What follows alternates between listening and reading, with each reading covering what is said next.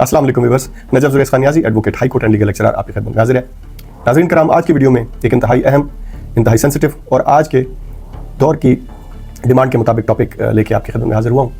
जिसका डिस्कस किया जाना बहुत ज़रूरी है कि क्या जब कोई शख्स किसी भी दूसरे शख्स को कसदन आमदन बगैर किसी वजह के बेगुनाह कत्ल कर दे और बाद में उसके वरसा मकतूल के अगर उसको बदले जो दियत अमाउंट है या खून बहा है या फिर फ़ी सबीलिल्लाह अगर उसको माफ़ कर दे तो क्या अल्लाह की ज़ात भी ऐसे कातिल को माफ़ कर देगी या नहीं। वीडियो की डेप्थ में जाने से पहले हमारी आपसे रिक्वेस्ट होती है कि हमारे यूट्यूब चैनल को सब्सक्राइब कर लें, बेल आइकन को प्रेस कर लें, वीडियो पसंद आए तो उसको लाइक कर दें, कमेंट सेक्शन में अपना फीडबैक ज़रूर दिया करें और वीडियो को ज़्यादा से ज़्यादा अपने फ्रेंड्स के साथ शेयर भी कर दें। नाज़रीन कराम, हम देख रहे हैं कि हमारे मुल्क में, हमारे मुआशरे में इंतहाई मामूली बात पर इंसान जैसी अजीम तख्लीक को कत्ल कर दिया जाता है और उसकी ज़िंदगी हमेशा के लिए उसे छीन ली जाती है। और इस जुल्म के करते वक्त लोगों को ना तो कोई आयत रोकती है, ना कोई हदीस उनके आड़े आती है और ना ही वो किसी कानून, शरीयत, किसी आइन का ख्याल रखते हैं और ना ही उनको ये इंसानियत उनके रास्ते में रुकावट डालती है कि वो किसी भी शख्स को जो बेगुनाह है, जो इस चीज़ का हकदार नहीं है, उसको कत्ल कर दिया जाए, उसके पूरे ख़ानदान को उजाड़ दिया जाए और फिर अपनी ज़िंदगी को भी बर्बाद कर लिया जाए। तो मैं इसकी जो बेसिक वजह समझता हूँ नाज़रीन कराम, वो ये है कि हमें अपने ही दीन इस्लाम के बारे में इल्म नहीं है। वैसे तो तमाम अंबिया की शरीयत में इस गुनाह को अजीम गुनाह कहा गया है, इसको गुनाह कबीरा कहा गया है, लेकिन दीन इस्लाम में अल्लाह पाक कुरान में चंद आयात में कत्ल के बारे में जो इरशाद फरमाता है, उसकी रोशनी में हम आज ये चीज़ देखेंगे कि क्या किसी भी मकतूल के वरसा उस कातिल को जब माफ़ कर देते हैं, उसके साथ सुलह कर लेते हैं फ़ी सबीलिल्लाह, या जो खून बहा है दियत अमाउंट ले लेते हैं, जो 30,630 ग्राम चांदी है, हर साल हुकूमत उसके रेट को फिक्स करती है, जो अराउंड अबाउट 97 लाख यानी 97 लाख रुपए बनते हैं,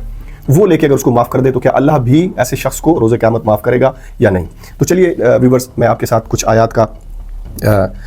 जो है वो शेयर कर देता हूँ कि सूरह निसा आयत नंबर 93 आयत सूरह निसा में उसका तर्जमा है कि जो शख्स किसी मोमिन को जानबूझकर कत्ल करेगा तो इसकी जज़ा जहन्नुम है,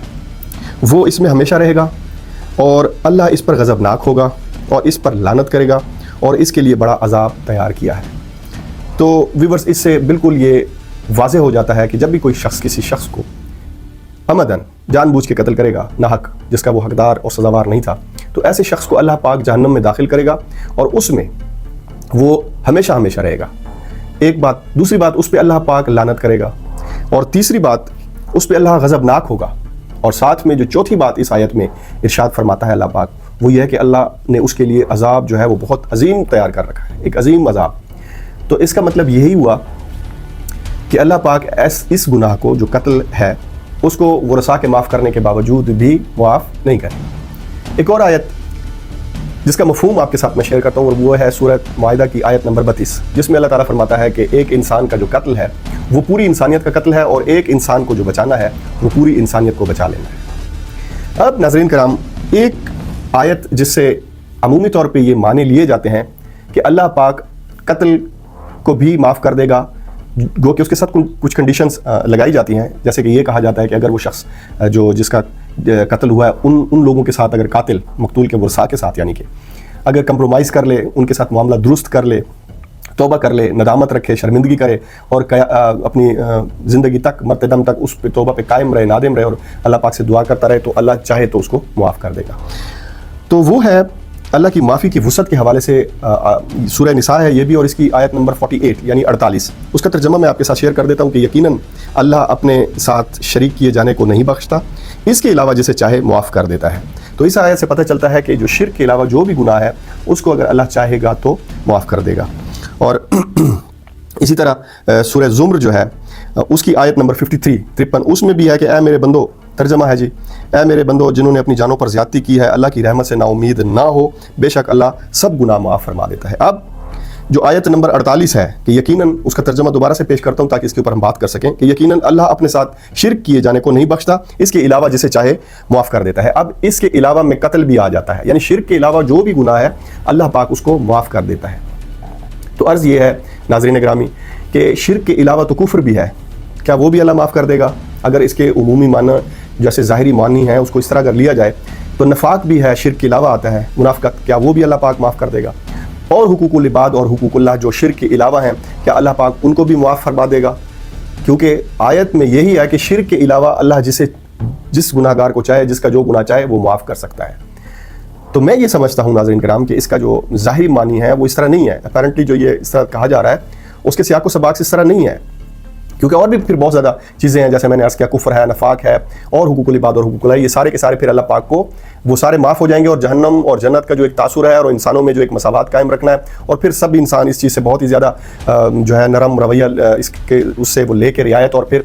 کبھی بھی معاشرے میں جو ہے وہ کیونکہ وہ نہیں آ سکے گا انصاف، اور لوگ پھر اسی طرح جس طرح وہ چاہ رہے ہیں ان کی وہ کسی بھی بات پہ، ابھی جیسے آپ نے دیکھا کہ کیلے کی ریڑھی کے اوپر 2 شخص 15 روپے کے، یوں سمجھیں کہ 30 روپیز کا وہ ٹوٹلی آپس میں ان کا ڈسپیوٹ تھا، اور کنٹروورسی ڈیولپ ہوئی اور اس حد تک چلی گئی کہ 2 لوگ قتل ہو گئے، اور پھر بعد میں وہ لوگ بھی یا تو مارے گئے ہیں یا پھر ساری زندگی کے لیے ان کے لیے بھی ایک روگ بن چکا ہے.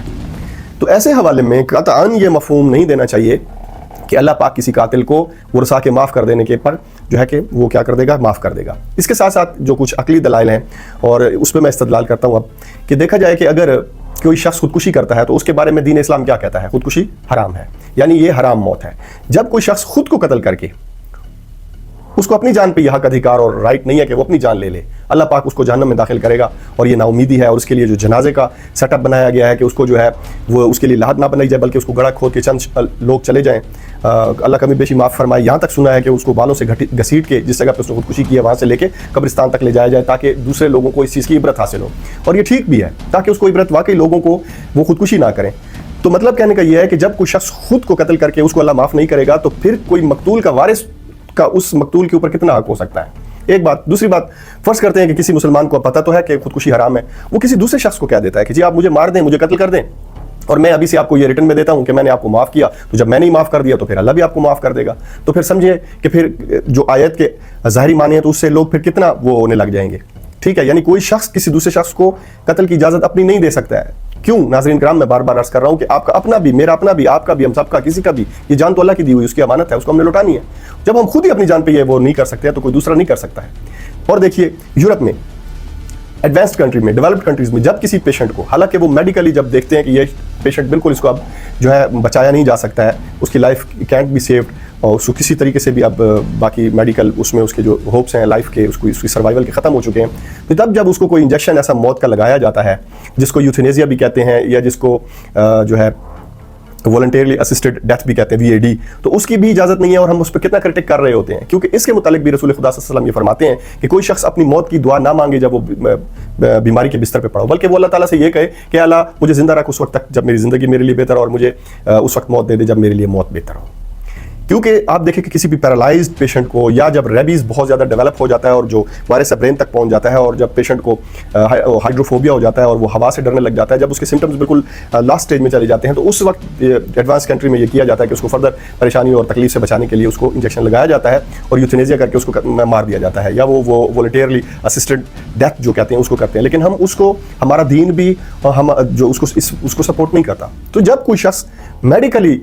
پروفڈ ہو کہ ابھی اس کو بچانا ممکن ہی نہیں ہے اور کبھی بھی ایسے لوگ بچے بھی نہیں ہیں، تب بھی ہمارا دین یہ اجازت نہیں دیتا ہے کہ اس کو کوئی مار دے. تو پھر کس طرح سے ایک بے گناہ شخص کو قتل کر دیا جائے گا، اور یہ پھر بعد میں دل میں یہ چیز رکھی جائے گی کہ چونکہ اس کے ورثاء نے مجھے معاف کر دیا تو اب اللہ بھی مجھے معاف کر دے گا. مجھے اس آیات کے جو ظاہری معانی ہیں وہ بالکل بھی ایسے نہیں لگتے ہیں. میں آیت نمبر 48 کی بات کر رہا ہوں سورہ نساء، جس میں اللہ تعالیٰ شرک کے علاوہ سب کچھ بخش دے گا. تو شرک کے علاوہ میں نے بتایا کہ اور بھی سارے گناہ ہیں، تو وہ اللہ سارا کیا بخش دے گا، ایسا قطعا نہیں ہے. اور اس وقت خصوصی طور پہ میری یہ دست بدست التماس ہوگی تمام مذہبی حلقوں سے، علماء کرام سے، مفتیان کرام سے، مجتہدین سے، جو بھی مذہبی حلقے کے اور جن کے اثر و رسوخ ہیں وہ آئیں. چونکہ اس وقت سچویشن ایسی ہے کہ لوگوں کو تو نہ تو وہ قانون کی باس پرس رکھ رہے ہیں، نہ ان کو آئین کچھ اثر کر رہا ہے، نہ وہ انسانیت پہ کے قائل ہیں کہ وہ ایسا کوئی سٹیپ نہ اٹھائیں. تو ایسے میں واحد چیز جو ہے وہ یہی ہو سکتی ہے کہ لوگوں میں آیات کی سخت وعید کو سنایا جائے. اور میں سمجھتا ہوں کہ اسپیشلی جو آیت نمبر 93 ہے قرآن پاک کی، سورہ نساء کی، وہ سنائی جائے کہ پھر جو شخص کسی مومن کو جان بوجھ کر قتل کرے گا اس کی جزا جہنم ہے اور وہ اس میں ہمیشہ رہے گا. امید کرتا ہوں کہ آج کی ویڈیو آپ کو اچھی لگی ہوگی. اگر ویڈیو اچھی لگی ہے تو اس کو لائک کر دیں. کمنٹ سیکشن میں عرض کرتا رہتا ہوں کہ اپنا فیڈ بیک دیا کریں کہ اس حوالے سے آپ کی کیا رائے ہے. اور نیکسٹ ویڈیو تک اجازت چاہتا ہوں. اللہ حافظ.